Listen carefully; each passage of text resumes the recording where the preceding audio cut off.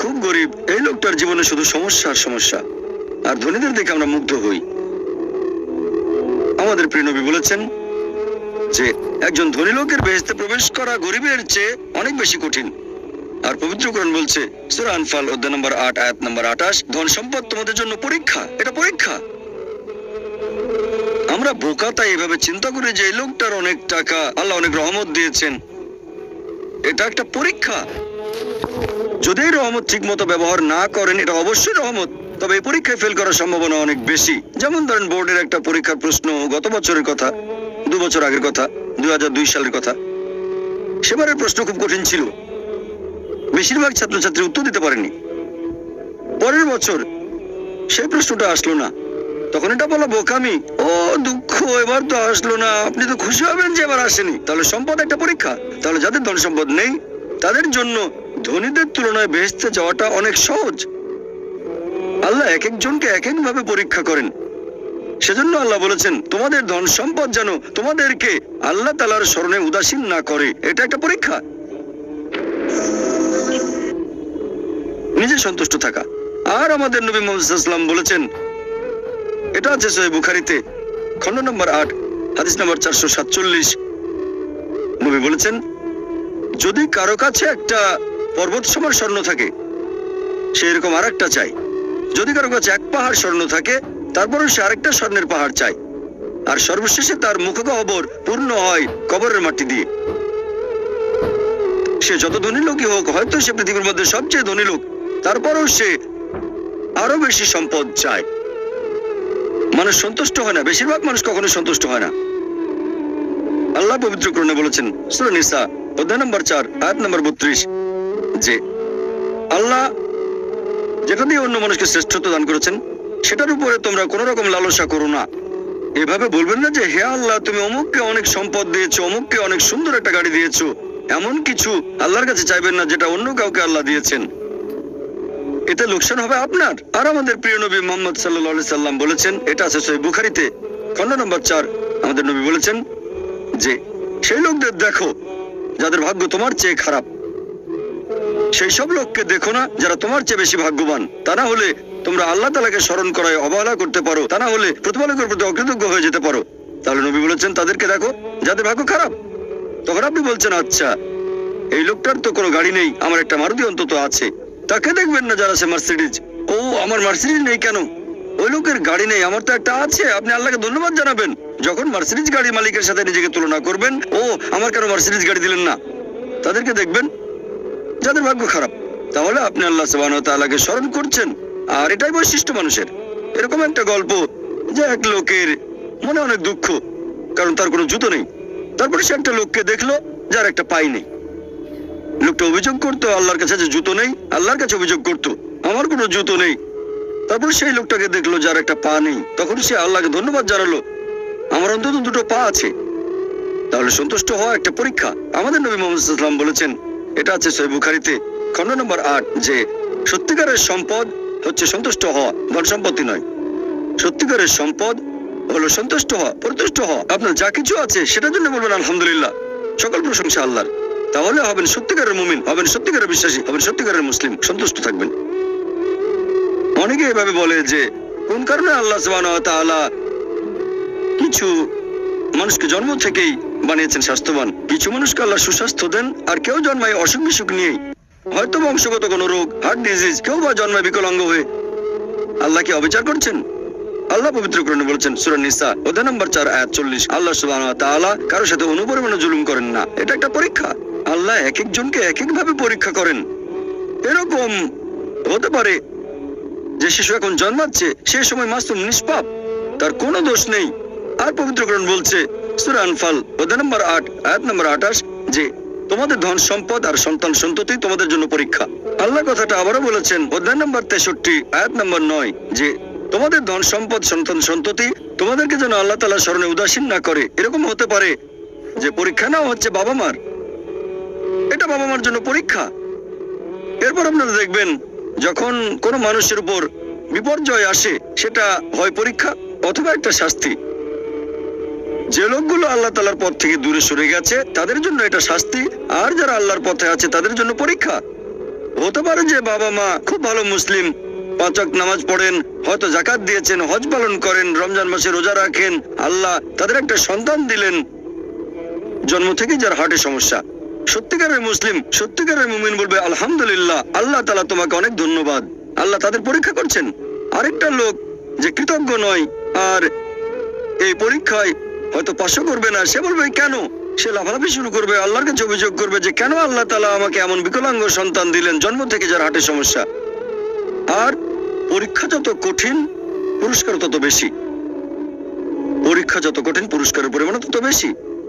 যেমন ধরেন আপনি পরীক্ষা দিচ্ছেন বিএ ডিগ্রি এক্সামিনেশন, যদি পাশ করেন তাহলে আপনি graduate, BA graduate in arts. তবে যদি এমবিবিএস পরীক্ষায় পাশ করেন তাহলে গ্রাজুয়েট হবেন, নামের আগে ডক্টর বসাবেন, ডক্টর। কিন্তু এমবিবিএস পরীক্ষায় পাশ করা এটা বিএ পরীক্ষায় পাশ করার চেয়ে অনেক বেশি কঠিন। তাহলে পরীক্ষা যত কঠিন পুরস্কারও তত বেশি। হতে পারে আল্লাহ বাবা মাকে সাধারণ বেহেশতে পাঠাতে চান না, পাঠাবেন জান্নাতুল ফেরদৌসে। তারা ধার্মিক, তারপরও আল্লাহ তাদের বেশি পুরস্কার দিতে চাচ্ছেন। আর এই কারণেই আমাদের প্রিয় নবী মুহাম্মদ সাল্লাল্লাহু আলাইহি ওয়াসাল্লাম বলেছেন, এটা আছে সুনান আল তিরমিজিতে, এক লোক জিজ্ঞেস করলো এই পৃথিবীতে কাকে সবচেয়ে বেশি পরীক্ষা দিতে হয়? নবী উত্তরে বললেন যে আল্লাহ সুবহানাহু ওয়া তাআলার সকল নবী রাসূলকে সবচেয়ে বেশি পরীক্ষা দিতে হয়। এরপরে যারা নবী রাসূলগণের ঘনিষ্ঠ, যারা নবী রাসূলগণের মতো, তারপরে যারা সাহাবীগণের মতো।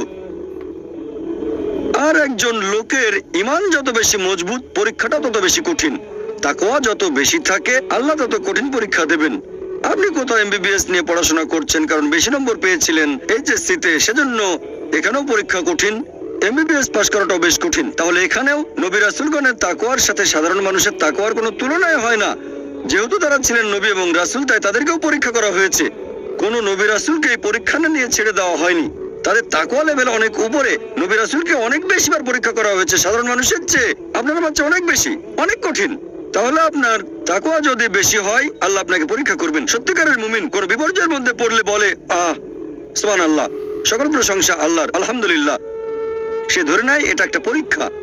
কোন বিপর্যয় আসলে সেটা হয় একটা পরীক্ষা অথবা একটা শাস্তি। নবীগণের তাকওয়া অনেক বেশি, তাদের জন্য এটা শাস্তি না, এটা পরীক্ষা। আর তারা পাশ করেছেন। যদি কারো জীবনে কোনো ভালো কিছু ঘটে সেটা হয় একটা পুরস্কার অথবা পরীক্ষা। সম্পদ হতে পারে পুরস্কার অথবা একটা পরীক্ষা। ভালো কোনো কিছু ঘটলে সেটা হয় পুরস্কার নয়তো একটা পরীক্ষা। অনেকে আল্লাহর পথ থেকে দূরে সরে যায়, তারপরে বলে আমাকে সম্পদ দাও, আল্লাহর সম্পদ দেন, তারপরে তারা পরীক্ষায় ফেল করে। তাহলে এই পৃথিবীতে তারা তাদের ইচ্ছে মতো আরামায়েশ করে, কিন্তু আখিরাতে শুধু ক্ষতিগ্রস্ত হয়। দান একটা পরীক্ষা, সন্তুষ্ট হওয়া পরীক্ষা, সন্তান সন্ততিও পরীক্ষা। অনেক সময় আমরা মুসলিমরা আল্লাহ তাআলার কাছে অভিযোগ করি যে আল্লাহ তোমার কাছে এত দোয়া করি তবু তুমি কবুল করো না কেন? আল্লাহ পবিত্র কোরআনে বলেছেন, তোমরা আমাকে ডাকো আমি তোমাদের ডাকে সাড়া দেবো। তবে আমার আপনার ডাকে আল্লাহ সবসময় সাড়া দেন না। পরস্পর বিরোধী মনে হচ্ছে। আল্লাহ বলেছেন আমাকে ডাকো আমি সাড়া দেবো, তবে অনেক সময় দোয়া করছি কিন্তু কবুল হচ্ছে না। আল্লাহ পবিত্র কোরআনে বলেছেন সূরা বাকারা অধ্যায় নাম্বার 2 আয়াত 216, তোমরা যা পছন্দ করো সেটা হয়তো তোমাদের জন্য ভালো না, আর যেটা পছন্দ করো না সেটা হয়তো ভালো। তোমরা এটা জানো না, তবে আল্লাহ জানেন। উদাহরণস্বরূপ ধরেন একজন তরুণ ছেলে, বয়স হয়তো 20 বছর, সে দোয়া করছে হে আল্লাহ সুবহানাহু ওয়া তাআলা একটা বিএমডব্লিউ দিয়ে দাও। জানেন না বিএমডব্লিউ নাম শুনেছেন কিনা? বিএমডব্লিউ মোটরসাইকেল, আমি চাই একটা বিএমডব্লিউ মোটরসাইকেল, খুব ভালো মোটরসাইকেল। ছেলেটা দোয়া করলো, আল্লাহ সাড়া দিলেন না। হয়তো আল্লাহ জানেন যে আল্লাহ যদি তাকে মোটরসাইকেল দিতেন সে অ্যাক্সিডেন্ট করতো, পা ভেঙে ফ্র্যাকচার হতো, পঙ্গু হয়ে পড়ে থাকতো। তাহলে এখানে আল্লাহ সুবহানাহু ওয়া তাআলা তার ডাকে সাড়া দিয়েছেন সাড়া না দেওয়ার মাধ্যমে। আল্লাহ তার ডাকে সাড়া দিয়েছেন সাড়া না দেওয়ার মাধ্যমে। আল্লাহ তাকে মোটরসাইকেল দেননি কারণ সে ভালো বান্দা, সে খুব ভালো মানুষ, সে যা যাচ্ছে তা ভালো হবে না আমি জানি, কিন্তু সে জানে না, তাই আল্লাহ দিচ্ছেন না। এভাবে আল্লাহ সাড়া দিচ্ছেন সাড়া না দেওয়ার মাধ্যমে। আবার কিছু লোকজন আছে, যেমন আল্লাহ বলেছেন পবিত্র কোরআনে সূরা বাকারা অধ্যায় নাম্বার 2 আয়াত 15-16, এখানে ভণ্ডদের কথা বলা হচ্ছে। আল্লাহ তাদের রশি দেবেন, তারা বিভ্রান্তের মতো ঘুরে বেড়াবে। তারা সম্পদ চেয়েছে, আল্লাহ দিয়েছেন। অনেকে আছে যারা আল্লাহর সাথে অন্য কাউকে শরীক করে, তারা বলে অনেক সম্পদ চাই, আল্লাহ তাদের সম্পদ দেন। এটা তাদের জন্য আসলে একটা পরীক্ষা। এভাবে তারা নিজেদের কবর খুঁড়ছে। তাই আমরা কখনোই হতাশ হব না। আল্লাহ তাআলা আছেন সব সময়, আল্লাহর উপর সবসময় ভরসা রাখবেন। সেই কারণেই পবিত্র কোরআন অনুযায়ী আত্মহত্যা হারাম। সূরা নিসা অধ্যায় 4, তোমরা নিজেকে হত্যা করো না। আত্মহত্যা করো না, নিশ্চয়ই আল্লাহ পরম দয়ালু, সাহায্য করবেন। তার উপর ভরসা করবেন।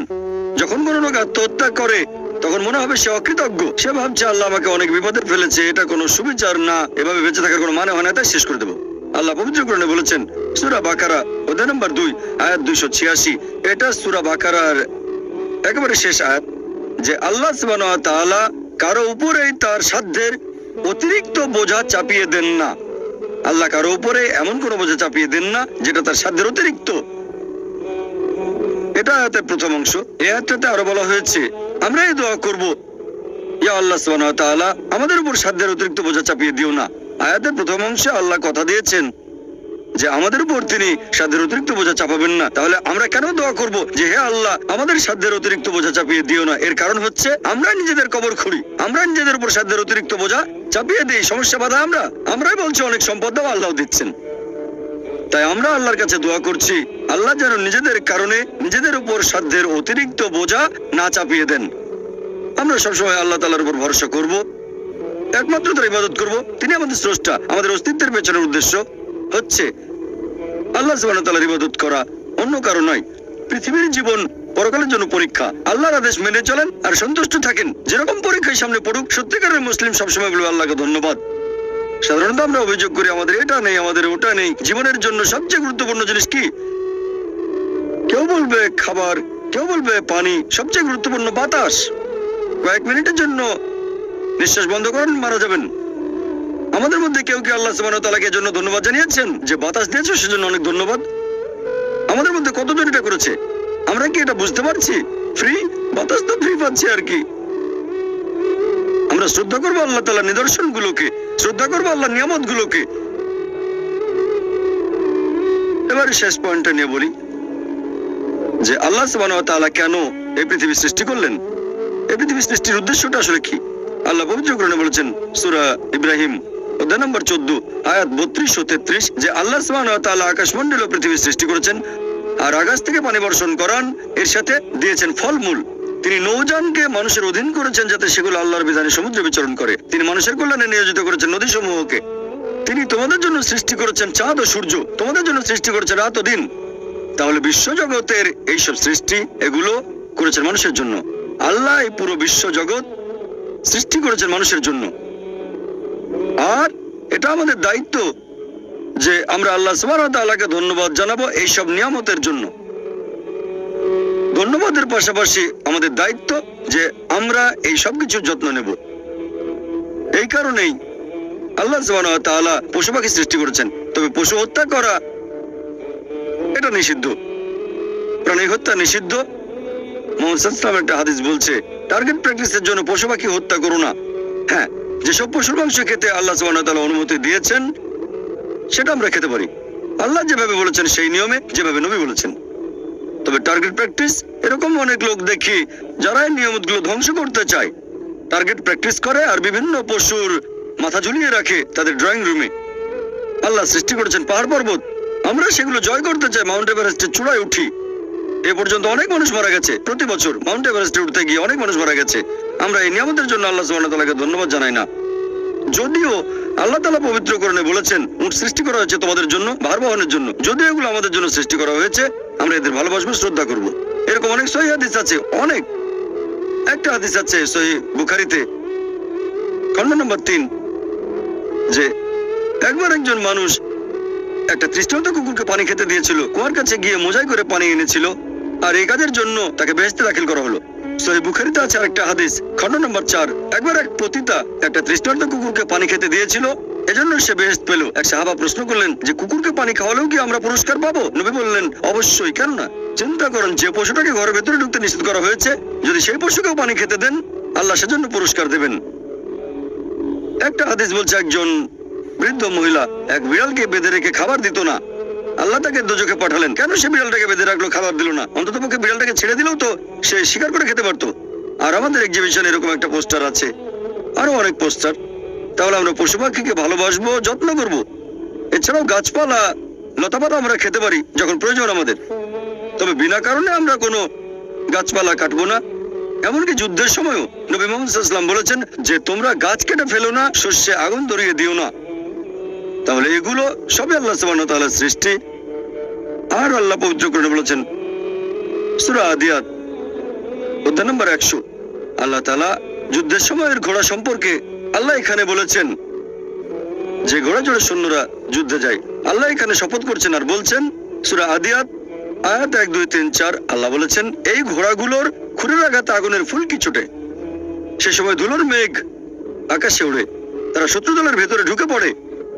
বলা হচ্ছে আল্লাহ এখানে শপথ করছেন এই ঘোড়াগুলোকে নিয়ে, যুদ্ধের ময়দানের ঘোড়া, তাদের মধ্যে কোন রকম ভয় নেই, কারণ তারা তাদের প্রভুর নির্দেশ মানে। যে মানুষটা ঘোড়ার পিঠে থাকে সেই মানুষটার জন্য তারা শত্রু দলের ভেতরে ঢুকে পড়ে। শত্রুর হাতে তরবারি বা অন্যান্য যত অস্ত্র থাকুক না কেন, সেই ঘোড়া তারপরে সামনে এগিয়ে যায়, কারণ সে প্রভুর নির্দেশ মেনে চলে। আল্লাহ এখানে শপথ করছেন এই ঘোড়াগুলোকে নিয়ে। তারপর আল্লাহ তাআলা বলছেন তবে মানুষ অবশ্যই অকৃতজ্ঞ। তার মানে যুদ্ধের ঘোড়া প্রভুর আদেশ মানতে গিয়ে মরার জন্য প্রস্তুত। এই কারণে ঘোড়াটা মারা যেতে পারে, তারপরেও প্রভু আদেশ দিয়েছে বলে এগিয়ে যাচ্ছে। সামনে হয়তো অস্ত্র হাতে শত্রু দাঁড়িয়ে আছে, সামনে গেলে সে মারা যেতে পারে, তারপরে এটা প্রভুর আদেশ। তবে মানুষ জাতি অকৃতজ্ঞ, মোটেও কৃতজ্ঞ নয়। সে কারণে এই পৃথিবীর প্রত্যেকটা মানুষের দায়িত্ব হচ্ছে পৃথিবীর জীবনের এই উদ্দেশ্য পূরণ করা যে আমাদের কোন কারণে সৃষ্টি করা হয়েছে। আল্লাহ সুবহানাহু ওয়া তাআলা আমাদের সৃষ্টিকর্তা, পরম করুণাময়, পরম দয়ালু, পরম ক্ষমাশীল, পরম ন্যায় বিচারক। তাই প্রত্যেকটা মানুষের দায়িত্ব আমরা আল্লাহ সুবহানাহু ওয়া তাআলার ইবাদত করব, আল্লাহ ব্যতীত কারো ইবাদত করব না। আর আমাদের ইহকালের এই জীবন পরকালের জন্য একটা পরীক্ষা। যদি আল্লাহর আদেশ মেনে চলি বেহেশতে যেতে পারবো, যদি না মানি পরীক্ষায় ফেল করব, জাহান্নামে যেতে হবে। আর আমরা সেই সব নিয়ামতগুলো যত্ন নেব যেগুলো আল্লাহ আমাদের দিয়েছেন।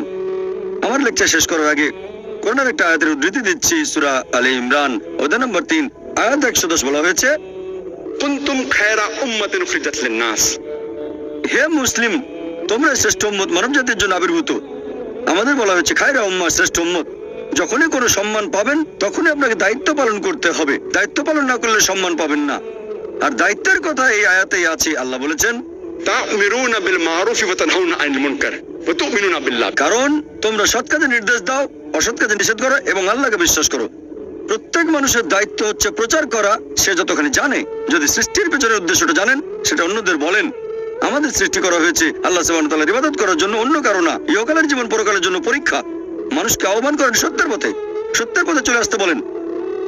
তা'মিরুনা বিল মা'রুফি ওয়া তানহাউনা আনিল মুনকার, অর্থাৎ মানুষকে বলবেন ভালো কাজ করতে আর খারাপ কাজ করতে বাধা দেবেন। এটা প্রত্যেক মুসলিমের দায়িত্ব, দাওয়া দেয়া বাধ্যতামূলক। যদি আমরা সৎ কাজের নির্দেশ না দেই আর যদি মানুষকে অসৎ কাজে বাধা না দেই, তাহলে নিজেদের মুসলিম বলার যোগ্য নই। বলতে পারবো না আমরা খায়রা উম্মাহ, শ্রেষ্ঠ উম্মত। কোরআনের একটা আয়াত বলে আমার লেকচার শেষ করছি। সূরা নাহল অধ্যায় 16 আয়াত 125 বলা হয়েছে উদু ইলা সাবিলি রাব্বিকা বিল হিকমা ওয়াল মাউযিজাতিল হাসানা ওয়াজাদিল বিল্লাতি আহসান, মানুষকে তোমার প্রতিপালকের কথা আহ্বান করো হিকমত ও সদুপদেশ দ্বারা, এবং তাদের সাথে তর্ক করো, তাদের যুক্তি দেখাও উত্তম ও গ্রহণযোগ্য পন্থায়। ওয়া আখিরু দাওয়ানা আলহামদুলিল্লাহি রাব্বিল আলামিন। এখন আমরা শুরু করব প্রশ্নোত্তর পর্ব। অনুষ্ঠান শুরু করার আগে এই পর্বের নিয়ম কানুনগুলো বলি, যাতে করে এই সীমিত সময়টাকে সঠিকভাবে ব্যবহার করতে পারি। আপনাদের সামনে 4টা মাইক, যে কোনো একটার পেছনে লাইন দিয়ে দাঁড়ান। একটা মাইক রয়েছে মহিলাদের জন্য, পুরুষদের জন্য 3টা মাইক। একটা মাইক আছে পেছনে, একটা আমার ডান দিকে আর একটা এদিকে আমার বাম পাশে। আপনারা প্রশ্ন করার সময়ে দয়া করে আপনাদের নাম এবং পেশা বলবেন। মনে রাখবেন এখানে প্রশ্ন করবেন, কোনো লেকচার দেবেন না। তাই প্রশ্ন করার সময় আপনারা সংক্ষিপ্ত আর যথাযথভাবে করবেন। আমি ভলান্টিয়ারদের অনুরোধ করব, যারা মাইকের পাশে আছেন আপনারা দয়া করে প্রথমেই সুযোগ দেবেন অমুসলিম ভাইদের, যারা লাইনে দাঁড়িয়ে আছেন ডক্টর জাকিরকে প্রশ্ন করার জন্য। অমুসলিম ভাইয়েরা সামনে এগিয়ে আসুন। প্রশ্ন করার ক্ষেত্রে অমুসলিম ভাইদের আগে সুযোগ দেওয়া হবে। জাকির বললেন, ঈশ্বর আমাদের সৃষ্টিকর্তা, তিনি কেবলমাত্র একজন। 2 নম্বর, ঈশ্বর মানুষকে সৃষ্টি করেছেন তার ভালোবাসা থেকে। 3 নম্বর, ঈশ্বর কাউকে করেছেন ধনী বা গরিব, স্বাস্থ্যবান বা অসুস্থ, এই সবই আসলে পরীক্ষা। একইভাবে খ্রিস্টানরা বিশ্বাস করে ঈশ্বর কেবলমাত্র একজন। 2 নম্বর, ঈশ্বর মানুষকে সৃষ্টি করেছেন তার ভালোবাসা থেকে। 3 নম্বর, ইসলাম ধর্মের মতোই এই সব কিছু দিয়ে আসলে পরীক্ষা করা হচ্ছে। এখন আমি আপনার কাছ থেকে এটা জানতে চাচ্ছি, ভুল বুঝবেন না, আমি খ্রিস্টান নই। ভাই আপনি প্রশ্ন করলেন যে খ্রিস্টান ধর্মে ওইটা আছে, ইসলামের মতো যে ঈশ্বর একজন, ঈশ্বর তার সৃষ্টিকে ভালোবাসেন, আর আপনি প্রশ্ন করলেন এখানে পার্থক্যটা কি? খ্রিস্টান ধর্ম আর ইসলামের পার্থক্য জানতে চান নাকি? এদের পার্থক্য না, আপনি এটা আমাকে কিভাবে বোঝাবেন? একটু আগেই আপনি বললেন ইসলাম ধর্ম বাদে অন্য কোনো ধর্মের ইবাদতই গ্রহণ করা হবে না। আচ্ছা আচ্ছা ভাই, সুন্দর প্রশ্ন করেছেন। এবার আপনার প্রশ্নটা বোঝা যাচ্ছে। প্রথমে আপনি একটা মন্তব্য করেছিলেন, প্রশ্নবোধক চিহ্ন থাকলে বোঝা যায়, মন্তব্য হলে প্রশ্ন খুঁজে নিতে হয়। ইসলাম ধর্মে ইবাদতের বিভিন্ন কার্যকলাপের সাথে অন্যান্য ধর্মের ইবাদতের মধ্যে পার্থক্যটা কি? ইসলামে আলাদা কি আছে? খ্রিস্টান ধর্ম বলছে ঈশ্বর একজন, আরো বলছে যে ঈশ্বর আমাদের ভালোবাসেন। ইসলাম বলছে আল্লাহ একজন, ইসলাম বলছে আল্লাহ তার সৃষ্টিকে ভালোবাসেন। ইসলাম ইবাদত করতে বলছে খ্রিস্টান ধর্ম, তাই বলছে এখন এই ইবাদতের মধ্যে পার্থক্যটা কি ইসলাম আর খ্রিস্টান ধর্মে? অথবা ইসলাম ধর্মে আলাদা এমন কি আছে যেটা অন্য কোনো ধর্মে নেই, বিশেষ করে খ্রিস্টান ধর্ম? ভাই, যদি আপনি একটু মনোযোগ দিয়ে কোরআন পড়েন সঠিকভাবে, আমার লেকচারে বিভিন্ন বিষয় ব্যাখ্যা করেছি, এরপর যদি বাইবেলও পড়েন সঠিকভাবে, যদি সঠিক ব্যাখ্যা পড়েন, আমরা জানি যীশু খ্রিস্ট বা ঈসা আলাইহিস সালাম আল্লাহ সুবহানাহু ওয়া তাআলা প্রেরিত একজন নবী ও রাসূল। সেই মুসলিম আসলে মুসলিম নয় যদি সে যীশু খ্রিস্টকে নবী বলে বিশ্বাস না করে। আমরা মানি যে তিনি অলৌকিকভাবে জন্মেছিলেন কোনো পুরুষের হস্তক্ষেপ ছাড়াই। আমরা মানি যে তিনি হলেন মসিহ অর্থাৎ খ্রিস্ট। আমরা মানি যে তিনি আল্লাহর নির্দেশে জন্মান্ধর কুষ্ঠরোগীদের সুস্থ করেছিলেন। আমরা মানি যে তিনি আল্লাহর নির্দেশে মৃত মানুষকে জীবন দিয়েছেন। তবে আমাদের মধ্যে পার্থক্য আছে। অনেক খ্রিস্টান আছে যারা বলে যে যীশু খ্রিস্ট নাকি নিজেকে ঈশ্বর বলে দাবি করেছিলেন। তাহলে একটা হলো বাইবেলের সাথে পার্থক্য, আর একটা পার্থক্যের জায়গা হচ্ছে খ্রিস্টানরা যেটা মনে করে, যেটা প্র্যাকটিস করে, এটার সাথে যে পার্থক্য। অনেক খ্রিস্টান বলে যে যীশু খ্রিস্ট নিজেকে ঈশ্বর বলে দাবি করেছিলেন। যখন তারা বলে যে ঈশ্বর একজন, তারা বলে যীশু খ্রিস্ট হলেন সর্বশক্তিমান। আর এই ব্যাপারটাতে আমরা মুসলিমরা আপত্তি জানাই। গোটা বাইবেলে একেবারে পরিষ্কার করে বলা এমন একটা অনুচ্ছেদ পাবেন না যেখানে যীশু খ্রিস্ট তার নিজের মুখে বলেছেন যে আমি ঈশ্বর অথবা আমার উপাসনা করো। তাহলে একজন সাধারণ খ্রিস্টানের কাছে ইবাদত করা হলো যীশু খ্রিস্টের ইবাদত বা উপাসনা করা। আমি আবার আগের কথাটা বলছি, গোটা বাইবেলে একেবারে পরিষ্কার করে বলা এরকম একটা অনুচ্ছেদ পাবেন না যেখানে যীশু খ্রিস্ট তার নিজের মুখে এই কথাটা বলেছেন যে আমি ঈশ্বর অথবা আমার উপাসনা করো। যদি কোনো খ্রিস্টান আমাকে পুরো বাইবেল থেকে এমন একটা অনুচ্ছেদ দেখাতে পারে যেখানে যীশু খ্রিস্ট নিজের মুখে বলেছেন যে আমি ঈশ্বর অথবা আমার উপাসনা করো, আমি ডক্টর জাকির নায়েক, তাহলে আজকে খ্রিস্টান ধর্ম গ্রহণ করব। তরবারের নিচে আমি আমার মাথা রাখছি। আমি অন্য মুসলিম ভাইদের পক্ষ নিয়ে কথা বলছি না, কারণ বাইবেল পড়লে দেখবেন এটা বলা হচ্ছে গসপেল অফ জন অধ্যায় নম্বর 14 অনুচ্ছেদ 28, যীশু খ্রিস্ট নিজের মুখে বলেছেন আমার পিতা আমার চেয়ে মহান।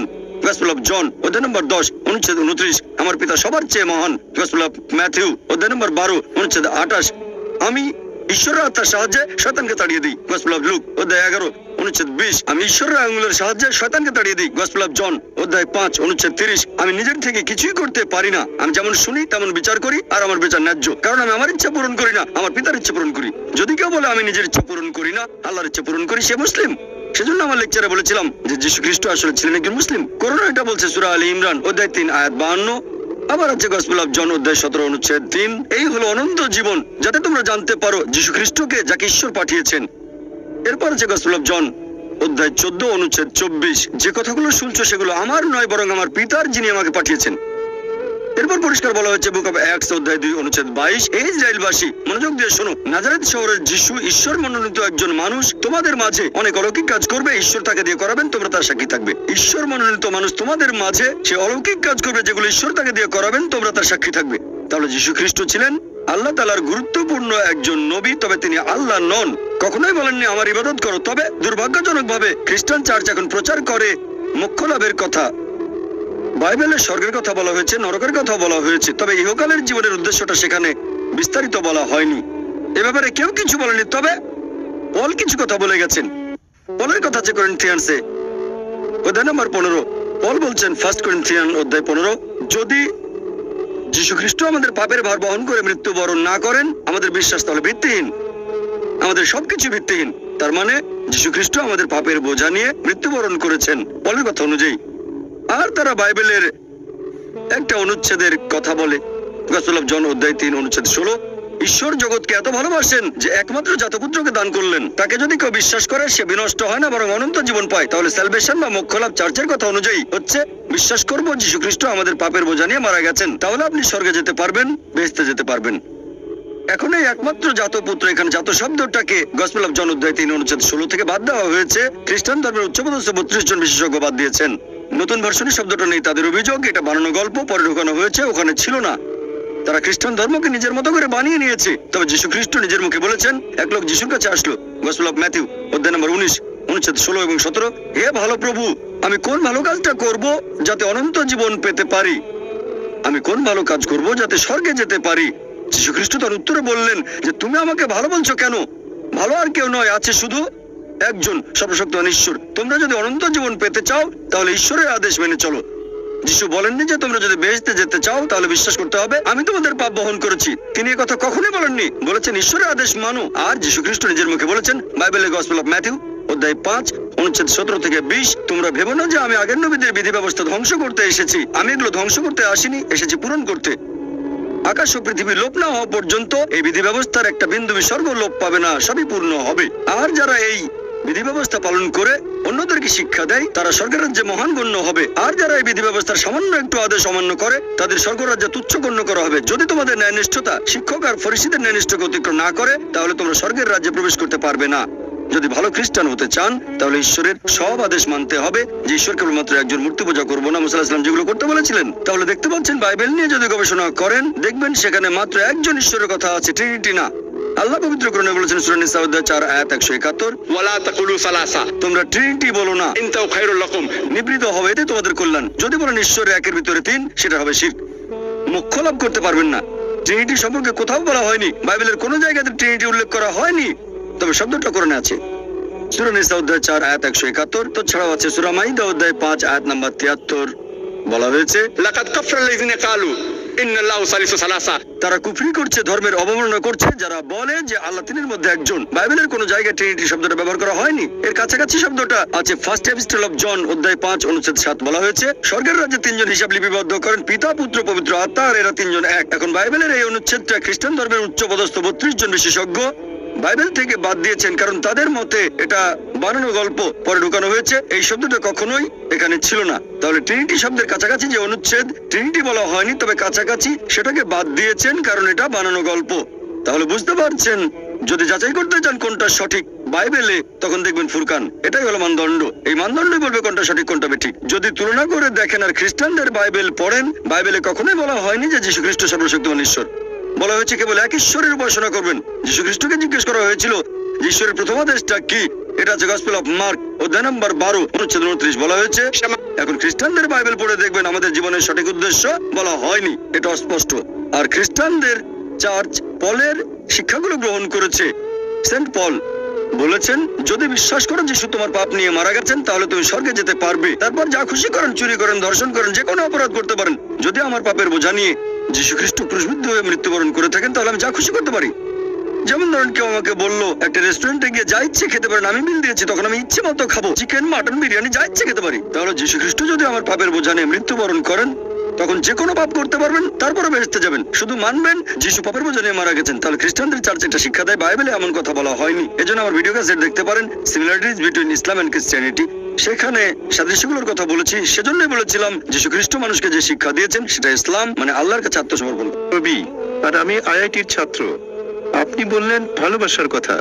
আমার কাছে যেটা মনে হয় যে প্রেম, আমি যদি ভগবানকে প্রেম করি তাহলে এই সততা ইত্যাদি আপনি যে ভালো গুণাগুণের কথা বলেছেন যেগুলো আমাদের মধ্যে থাকা উচিত, আল্লাহর একজন বান্দার যেগুলো থাকা উচিত, সেগুলো তো তখন এমনিতেই চলে আসবে। তাহলে এইসব নিয়ম কেন? আল্লাহ আপনাদের কোরআনে যেগুলো বলেছেন এই নিয়ম মানা কি জরুরি? আমি যদি ভগবানকে প্রেম করি সেটা কি তাহলে যথেষ্ট নয়? শুধু এভাবেই কি আমি ভগবান বা আল্লাহর প্রশংসা করতে পারি না? ভাই একটা প্রশ্ন করলেন, আমি প্রশ্নটা আরেকবার বলছি। আপনি বললেন যে ঈশ্বর ভালোবাসেন আর মানুষ ঈশ্বরকে ভালোবাসেন, আর ঈশ্বরকে ভালোবাসলে যে সব গুণের কথা বলেছিলাম, সততা, দানশীলতা, এগুলো অটোমেটিক্যালি চলে আসবে। তাহলে এটার কি প্রয়োজন আছে যে আমরা আল্লাহ তাআলার নির্দেশ মানব যেগুলো আছে কোরআনে? এটার কি দরকার আছে?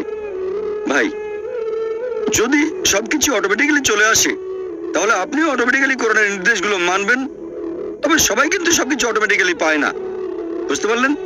তাহলে আল্লাহ যেটা চান, আপনি যদি সৃষ্টিকর্তাকে ভালোবাসেন, যেমন ধরেন আমি বললাম আমার মাকে আমি ভালোবাসি, আমি আমার মাকে ভালোবাসি। আমার মা আমাকে বললো বাচ্চা আমার মিথ্যে বলো না, আমি বললাম মাকে ভালোবাসি, কিন্তু মিথ্যা বললে ক্ষতি কি?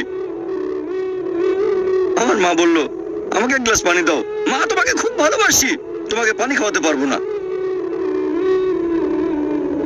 আমি অসুস্থ, কয়েকটা ট্যাবলেট এনে দাও। মা, আমি তোমাকে খুব ভালোবাসি।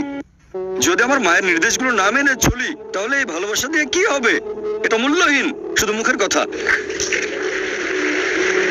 সেজন্য আল্লাহ পবিত্র কোরআনে বলেছেন সূরা আনকাবুত অধ্যায় নম্বর 29 আয়াত নম্বর 2, যদি শুধু মুখে বলো ঈমান এনেছি, আল্লাহ তোমাদের পরীক্ষা করবেন। যদি বলেন আল্লাহকে ভালোবাসেন, আমি আল্লাহকে ভালোবাসি, আল্লাহ এটা ছেড়ে দেবেন না, অবশ্যই পরীক্ষা করবেন।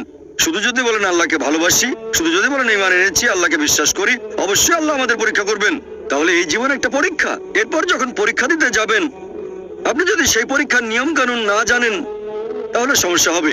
যেমন ধরেন, আপনি একটা পরীক্ষা দিতে বসবেন, প্রথমে আপনি দেখবেন সেই পরীক্ষার সিলেবাসটা কি, তারপর সেই সিলেবাস অনুযায়ী পড়বেন। এখন আল্লাহ বেশ কিছু কথা বলেছেন, আমি আপনার সঙ্গে একমত। কিছু জিনিস বা গুণ, যেমন সততা, দানশীলতা, এগুলো মানুষের ভেতরে থাকে, আল্লাহ এগুলো দিয়েছেন। তবে অনেক কিছুই তো আমরা জানি না। মদপান না করাটা ভেতরে থাকে না, দানশীলতার ব্যাপারটা মানুষের ভেতরে থাকে, মানে থাকতে পারে। যেমন কাউকে অত্যাচার করলে আপনার খারাপ লাগতে পারে, কিছু জিনিস আমাদের ভেতরে থাকে। জুয়া না খেলাটা ভেতরে থাকে না। তাহলে কিছু জিনিস ভেতরে আছে আর কিছু নেই। আমাদের যেটা করতে হবে, আমরা আল্লাহ সুবহানাহু ওয়া তাআলার নির্দেশগুলো সব মেনে চলবো। আর আল্লাহ বলেছেন এই জীবন একটা পরীক্ষা। তাহলে আপনি যদি আল্লাহর আদেশগুলো পড়ে না দেখেন, পরীক্ষা পাশ করবেন কিভাবে? আমি কেন এই কোরআন পড়তে বলছি? কারণ এই হলো একমাত্র বই যেটা আল্লাহ তাআলার আসমানি কিতাব, যেটা এখন অবিকৃত অবস্থায় আছে। স্যার উইলিয়াম মেয়র কথা অনুযায়ী, যিনি ইসলামের একজন কড়া সমালোচক, তিনিও লিখতে বাধ্য হয়েছেন না, তার সামনে অপশন ছিল না। পৃথিবীতে আর কোনো ধর্মগ্রন্থ নেই পবিত্র কোরআনের মতো, যেটা 1200 বছর ধরে অবিকৃত অবস্থায় আছে। তিনি এটা বলেছেন 200 বছর আগে। ইসলামের সমালোচক হয়েও তার কোনো অপশন ছিল না, মিথ্যে বলতে পারেননি, তাই এটা লিখেছেন। আপনারা যদি আল্লাহ সুবহানাহু ওয়া তাআলার সবগুলো আসমানি কিতাব একটু ভালো করে দেখেন, আল্লাহ অনেক ওহী পাঠিয়েছেন। আমরা এরকম 4টার নাম জানি: তাওরাত, জাবুর, ইনজিল আর কোরআন। তাওরাত হলো সেই আসমানি কিতাব যেটা নাজিল হয়েছিল মুসা আলাইহিস সালামের উপর। জাবুর হলো সেই আসমানি কিতাব যেটা নাজিল হয়েছিল দাউদ আলাইহিস সালামের উপর। ইনজিল হলো সেই আসমানি কিতাব যেটা নাজিল হয়েছিল যিশু আলাইহিস সালামের উপর। আর কোরআন হলো সেই আসমানি কিতাব যেটা নাজিল হয়েছিল সর্বশেষ চূড়ান্ত নবী মুহাম্মদ সাল্লাল্লাহু আলাইহি সাল্লামের উপর। আর আল্লাহ পবিত্র কোরআনে বলেছেন সূরা রদ অধ্যায় 13 আয়াত নম্বর 38, আমি প্রত্যেক যুগে ওহী প্রেরণ করেছি। অনেক আসমানি কিতাব নাজিল হয়েছে, সময়ের সাথে সাথে সেগুলো বিকৃত হয়ে গেছে। একমাত্র যে আসমানি কিতাব এখন অবিকৃত অবস্থায় আছে, সেটা পবিত্র কোরআন। সেজন্য আমি বলেছি, যদি আল্লাহর সত্যিকারের আদেশগুলো মেনে চলতে চান,